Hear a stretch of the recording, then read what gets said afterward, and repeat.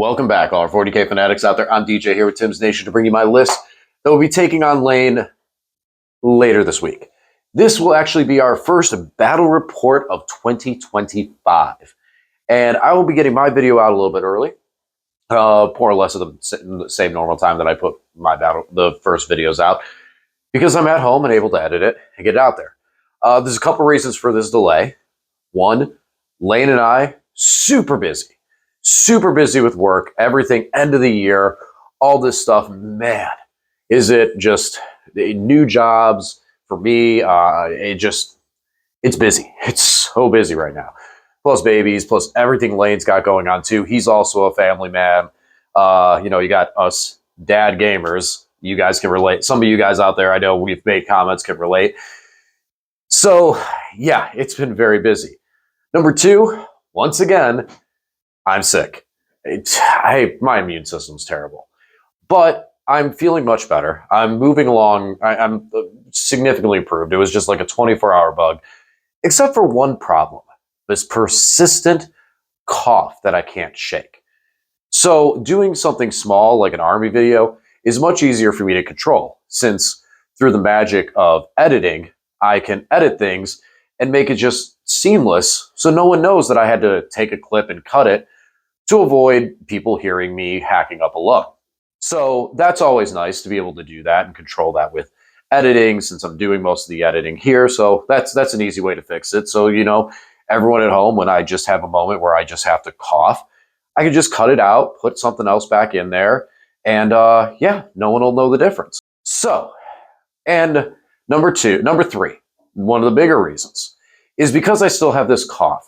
Want to be patient and more or less protective of Lane, who was able to get on the wait list for a GT this weekend and will be heading to a GT. So want to just make sure it's fully cleared for my system so I don't accidentally get him sick before having a 2-day gaming weekend, because anyone who's tried to play Warhammer sick, I've done it. It can be terrible. In one sense, you want to go home, but in another sense, you don't want to do it to your opponents who spent money to be there and to play. So you push through it. One event that I had, I went out to dinner with everyone after day one, felt like trash, went back. Lucky one of the guys, he gave me the more private room so I could go and lay down and try to recuperate. And luckily I was able to break whatever bug hit me. I had chills and everything, but I was able to break it overnight and go through and play through the tournament the next day. So that was really nice of some of the buddies I went with. But enough with that. We're playing World Eaters. This is the new detachment that came out. And as most of you know, with the new detachments, I like to play them first, review them later. So this is one that I'm going to play first again and review later. And much like I said, because of the coughing, all joking aside, we're going to jump over and we'll talk about most of the stuff during the list, what I feel, what I'm thinking about, and make a real short little aftermath of it, because it's going to be an interesting one, seeing what this thing does. This thing has some real interesting power. So let's go take a look. All right, everybody, here is my Vessels of Wrath detachment. This is the new World Eaters detachment we got as the Grotna special. What this does, so we're going to lose our detachment bonus that we've known for the whole time, which is +1 strength and +1 attack on the charge, and instead going to get this interesting and seemingly very powerful detachment rule. So at the beginning of each battle round, we select three units for a 2,000 point game. It's either 2, 3, or 4, depending on the game size. Since typically we play 2,000 point games, it'll be 3. Select 3 of the models listed below to be your Vessel of Wrath, which is a World Eater character that's not an epic hero, 8-bound champion, Exalted 8-bound champion, Berserker champion, Terminator champion. You can select the same type of model multiple times. So you can have 2 Berserker champions from 2 different units, because obviously you can't have 2 Berserker champions in the same unit. So not limited there. What happens is those units become the Vessel of Wrath. And whenever a unit that is the Vessel of Wrath is allowed to select a Blessing of Khorne, and it is active for those units. So this means you can roll and take the easier ones, and then use this ability to go advance and charge on 3 units, you know, something like that. Fight on death. Now, this does mean we lose the strat for 1 CP to be able to finish off a unit and then pop into additional ones, but those ones you have to roll for. At least this one gives you an extra right off rip. Yes, it's sort of telegraphed, but again, you can pick 3 units that maybe you're about to get aggressive with, something you may need to advance with, and really just really get across the field and wreck. So, in this army, we are going to have, and now with this army picture, I'm just going to say right quick, we are missing 1 model that Lane is bringing for me to borrow for a bit, because as I've mentioned in previous videos, across all my armies that can use rhinos and razorbacks, I literally own 1 rhino. I need to get more of these, I know. So Lane's going to be bringing me a rhino that's going to be not pictured here, but pretend there's a rhino next to the other one. It's real pretty, it looks real nice. All right, on to the models. So, first things first, we are taking a Flying Demon Prince. So the Flying Demon Prince, relatively quick, hits relatively hard. All around, he's a pretty good beat stick, especially because I'm doing this as a non-Angron build. He is going to have the enhancement Gateways to Glory. This is basically move through walls for 10 points. He can move through walls. So this is someone who I can give the Vessel of Wrath to and give him advance and charge and send him screaming through a wall at a unit. I think there's a lot of value behind this. I think he's a very strong, heavy-hitting piece, especially because he has that bigger move characteristic. And then just being able to move through walls, he's going to be a very vicious Kool-Aid man. Still flat 3 damage on his axe, which is nice. So I look forward to him being able to he doesn't have to like move out and deal with terrain as much because he can just kind of get into a good position and ready to stage and move through like infantry with extra speed. We also have a Demon Prince on foot. This Demon Prince is going to have my 2nd enhancement in this army, which is the Arc Slaughterer. So basically, as he has +1 to his AP, and if he is targeted as the Vessel of Wrath, so one of the units I pick at the beginning of the battle round, we improve his damage characteristic by 1. So we're looking at being able to get him up to AP 3, flat 4 damage on his swings. Very similar to what you can do with enhancements out of the World Eaters with this guy normally, but I like it. Not having the damage reduction. Damage reduction is what I liked on him before, but having another dude that can smack is pretty nice. Not to mention, he did receive a slight nerf. I joke that I was like, oh, Games Workshop is watching me. No more using Go to Ground to give a unit a 6-up invul and then get him up to a 4-up with him. Now, he just increases them to a 5-up. If they already had a 5-up, then they go to a 4-up. So, still tough, still strong, but I do want to use him kind of more as a weapon to hit with and be able to keep him up at the forefront to give things like the 8-bound, a 4-up invul, and stuff like that. Moving on, let's go over into the Khorne Berserkers. So the Khorne Berserkers are both, we're going to take 2 10-mans here. One thing that I think with this detachment is it really takes advantage of taking larger units because you can only take 3 Vessels of Wrath. So when you do this and when you select a unit as a Vessel of Wrath, you're giving them this additional buff. A lot of times I think Advance and Charge is going to be a prime option since it's one of the more difficult dice rolls to make. And it's not as globally functional as some other abilities.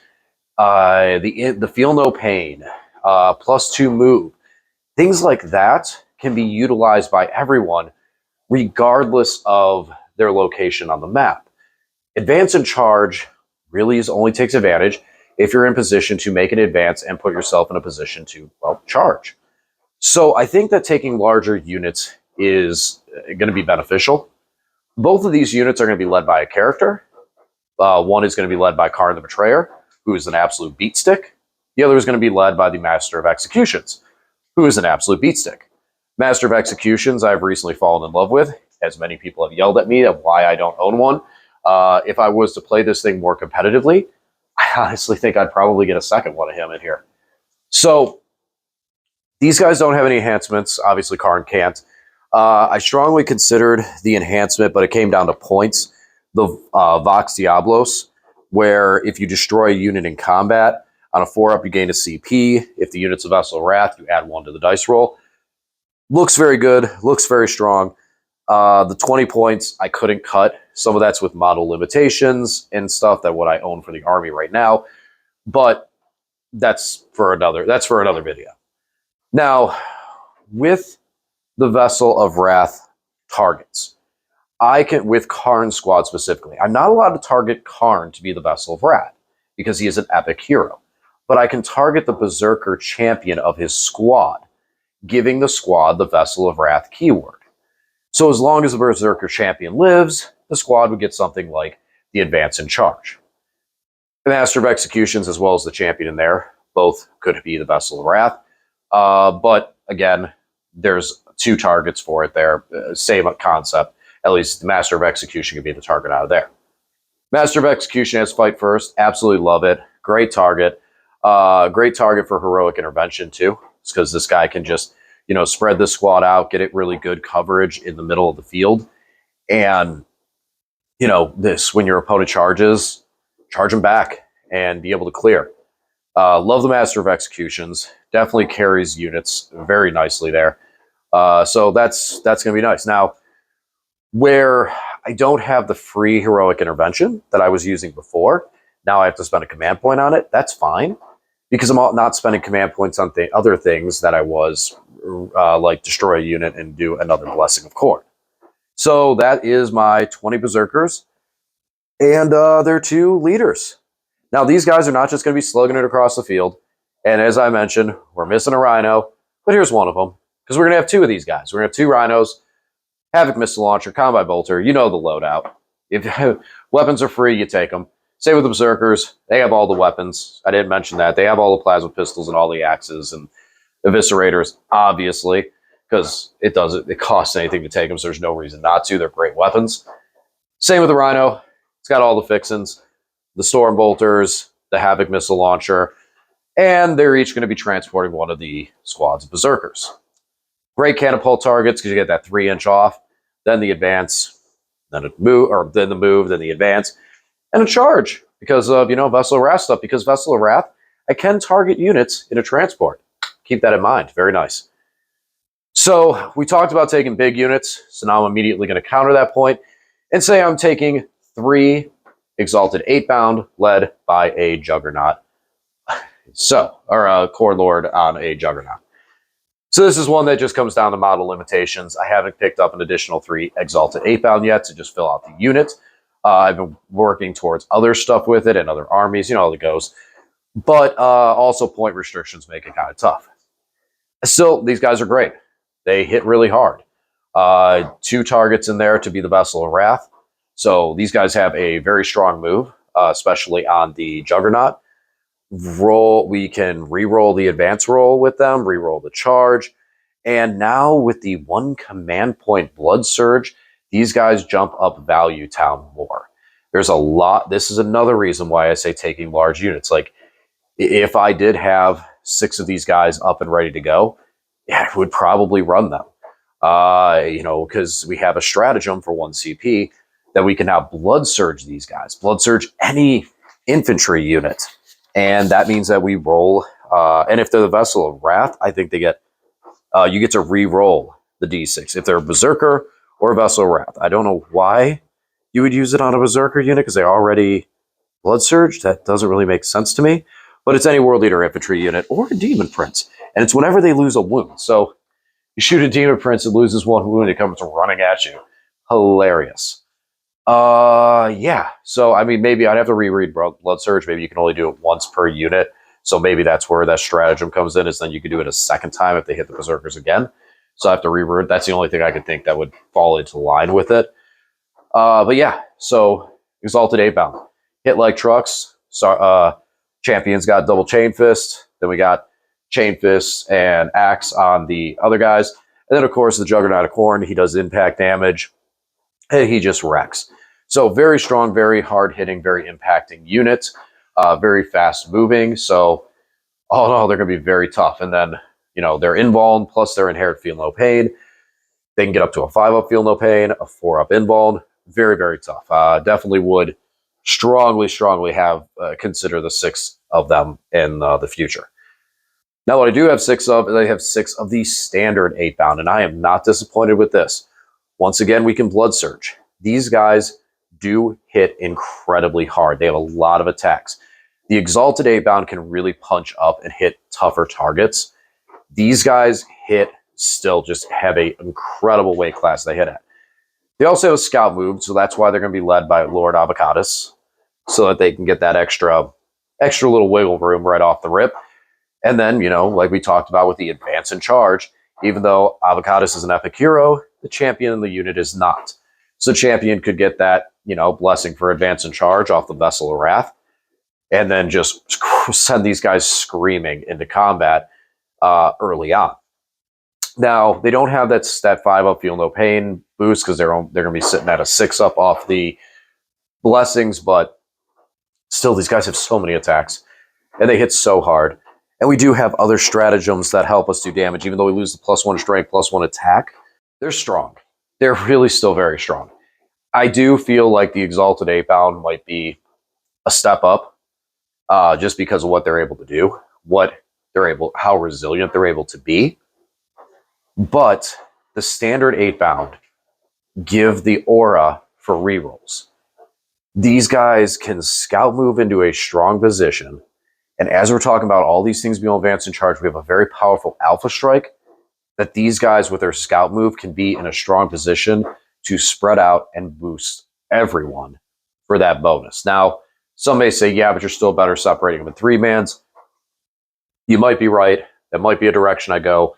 As I said before, it's on my shopping list to probably get 2 more boxes of 8-bound, 1 to finish off my Exalted and make them a 6-man, and 1 to separate everybody up to be able to have champions for other stuff.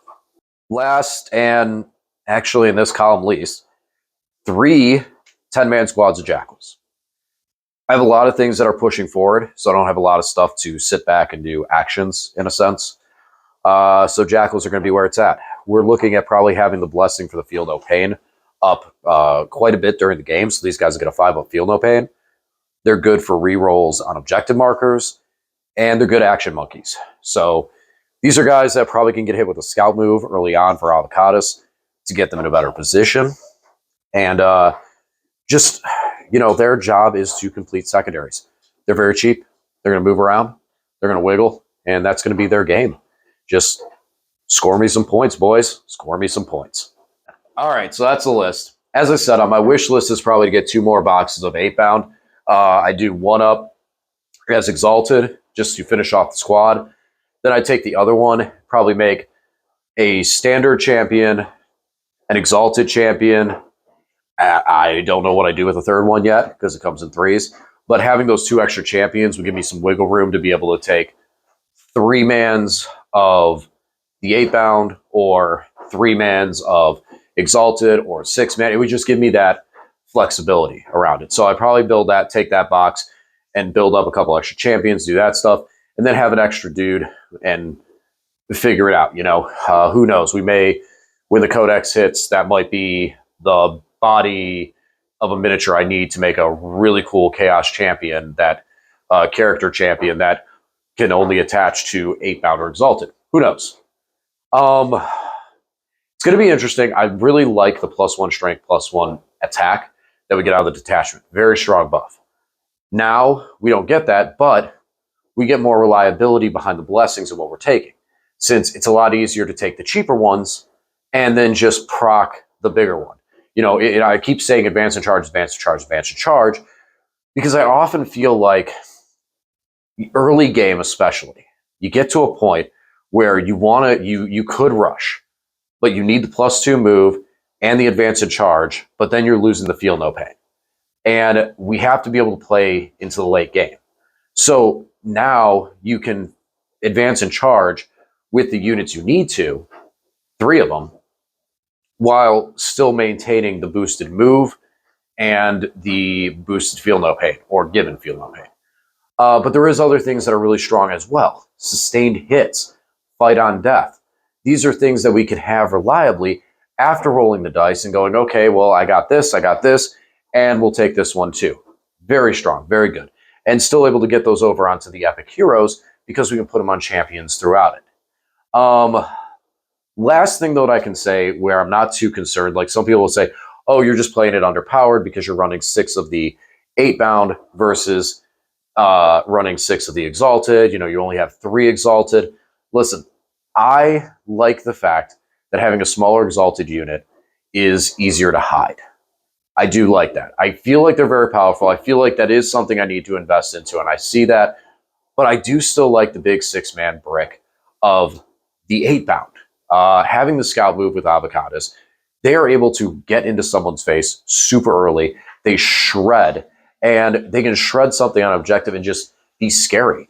Plus, having that bigger unit means that aura effect is wider. You take a 3-man, you can spread them out 2 inches, you have that aura effect. Yeah. With this 8-bound unit, as soon as I take 1 wound, we can blood surge them, which is awesome. And they're a 6-man with Avocados. Yes, they got to keep that coherency there, but Avocados also helps to kind of extend that a bit and makes it a very wide range. And then having things like the Rhino Berserkers that are able to kind of flank and move in quick means that they may not need to be as aggressive and become as big of a threat early on, and provide that buff for re-rolling wound rolls. So I do like them. I think there's a lot of value behind them. And if I had 6 Exalted, I would run them. I still think I would run 6 of the standard 8-bound. And I feel like anytime I'm going to run the 8-bound, I still feel like I'm going to run 6 of them because I want that resilience and I want that larger spread on that re-rolls. Since especially now, not running Angron, we're really putting ourselves in a position where we don't have really any re-rolls to hit. So having that, re-rolls to hit, re-rolls to win, any of that stuff. So having that there, I think is kind of necessary since we don't have it elsewhere. Some people would say, but that's why you take them in 3-mans and don't attach a character and scout them. Yes, that works until they get shredded because they're not as durable as the Exalted because they don't have that standard feel no pain. And if you're just keeping them on the outside, they're still expensive. This way, I feel like they're more defensive, they're a stronger threat, and they survive later into the game to keep that reroll moving. That's my personal opinion. But we'll talk about this more after I get the game. Lane's going to be playing Blood Angels, so it's going to be running into each other's faces. That's what it's going to be. And so, it's going to be one of those games we'll hopefully be home by dinner. All right, guys. Well, next time I see you, it'll be 2025. Hope everyone has a safe and happy new year. And as always, thanks for watching, and I will talk to you again real soon.